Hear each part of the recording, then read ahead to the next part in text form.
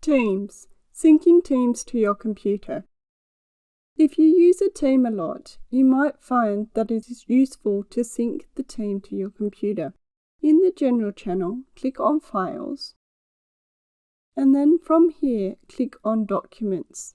This takes you one level up so that you can see all the channels in the team, and you can sync the whole team.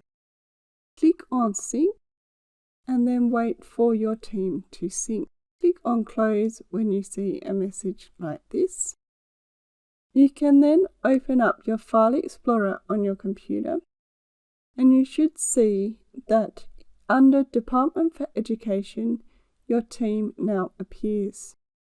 Here I can see that all those channels have synced, just like I can see here. And if I look at the status, I can see that they're all in the cloud at the moment. If I click on the General channel, I can see all those folders, and I'll just go back into my team and check again that all those files are now visible from my computer. Now I can move those files around from my computer or my device, and the changes will happen in the team.